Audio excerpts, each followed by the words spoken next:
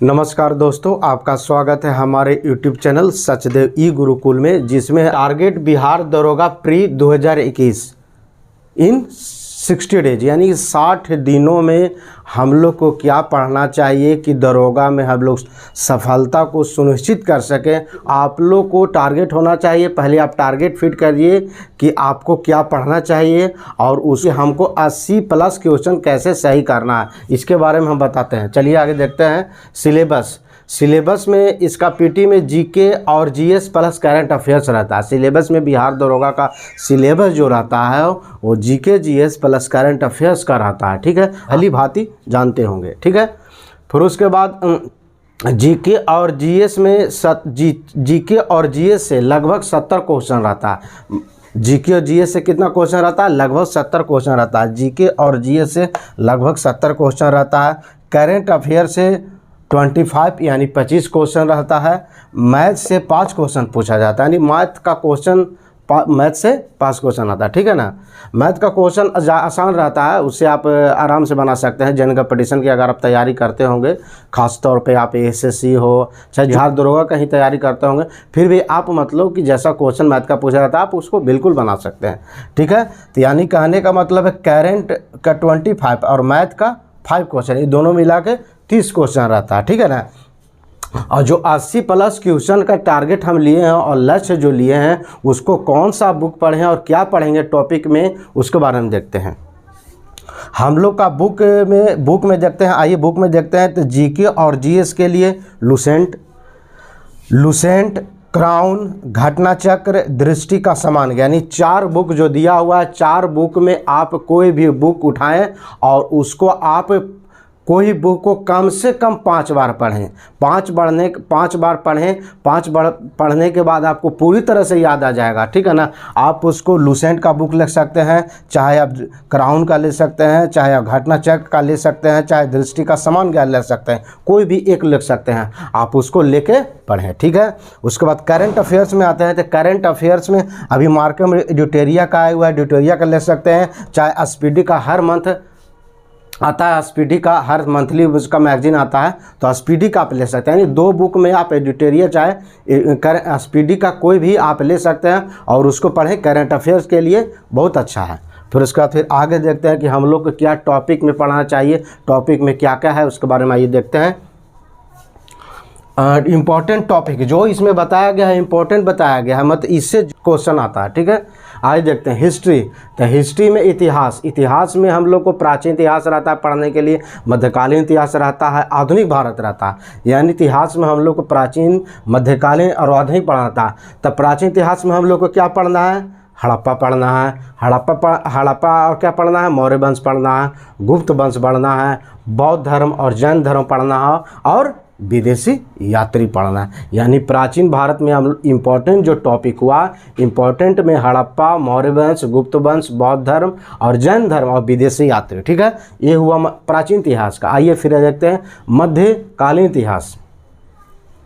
मध्यकालीन इतिहास में गुलाम वंश हो गया, उसके बाद फिर अलाउद्दीन हो गया, अलाउद्दीन के बाद हो गया तुगलक के बाद हो गया मुगल वंश, मुगल के बाद फिर देखते हैं भक्ति आंदोलन देख सकते हैं, भक्ति आंदोलन और सूफी आंदोलन दो सकते हैं।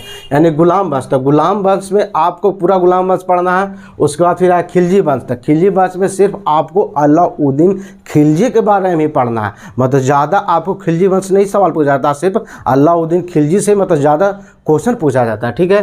फिर उसके बाद अगर तुगलक वंश देखेंगे तो तुगलक में हो जाएगा फिरोज शाह तुगलक, आप देख सकते हैं, वो अच्छा है। फिर उसके बाद फिर मुगल वंश में आपके लिए है बाबर हो गया, हुमायूं हो गया, फिर उसके बाद जहांगीर है, फिर उसके बाद शाहजहां है। शाहजहां में आप इतना देख सकते हैं, अकबर भी देख सकते हैं। मतलब जो है ये यानी कि मध्यकालीन में हुआ। और मध्यकालीन के बाद फिर उसका आता है भक्ति आंदोलन एवं सूफी आंदोलन। तो भक्ति आंदोलन, सूफी आंदोलन से जरूर एक क्वेश्चन रहता है, इसको भी पढ़ना ना भूलें। फिर आगे है राज्य व्यवस्था यानी पॉलिटी में।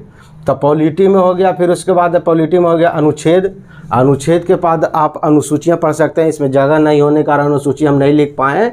उसके बाद अनुसूची पढ़ने के बाद आप संसद यानी संसद पढ़िएगा, तो आपको लोकसभा, राज्यसभा और राष्ट्रपति तीनों उसमें आपको पढ़ लेना है। ठीक है। फिर आगे देखते हैं अधिनियम। अधिनियम में आपको ज़्यादा अधिनियम नहीं पढ़ना है। अधिनियम में आपको 461 का अधिनियम, 1892 का अधिनियम और 1919 का अधिनियम और 1935 का अधिनियम, इतना ही अधिनियम पढ़ना है, ठीक है। उसका फिर आगे देखते हैं, अधिनियम हो गया।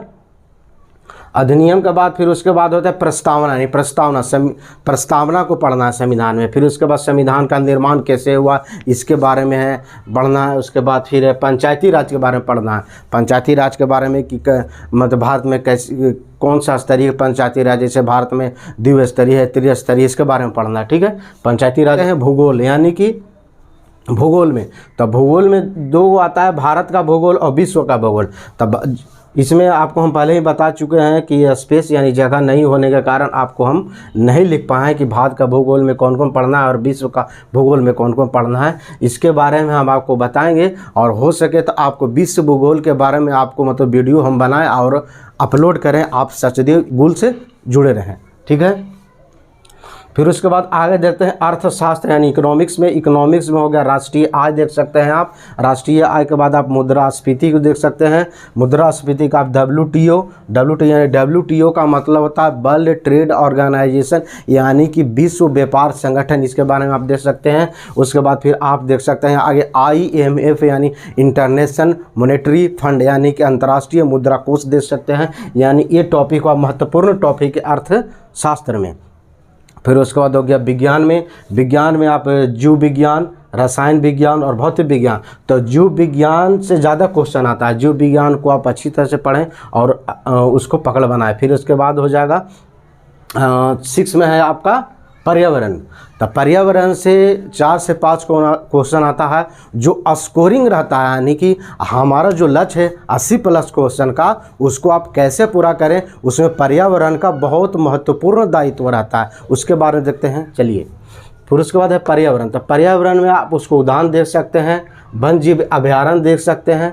वन जीव अभयारण्य के बाद आप पर्यावरण संरक्षण देख सकते हैं, फिर पर्यावरण का संरक्षण कैसे होता है। उसके बाद पारिस्थितिकी तंत्र देख सकते हैं, पारिस्थितिकी तंत्र में है। फिर उसका जैव विविधता है, जैव विविधता के बाद है पर्यावरण प्रदूषण। ये हुआ टॉपिक, महत्वपूर्ण टॉपिक है। इतना ही टॉपिक से पर्यावरण से सवाल आता है, मतलब ज़्यादा 4 से 5 ही क्वेश्चन पूछा जाता है, लेकिन ये जरूर इसे टॉपिक से ज़रूर रहेगा, ठीक है। और हम लोग का लक्ष्य है 80+ क्वेश्चन सही करने का।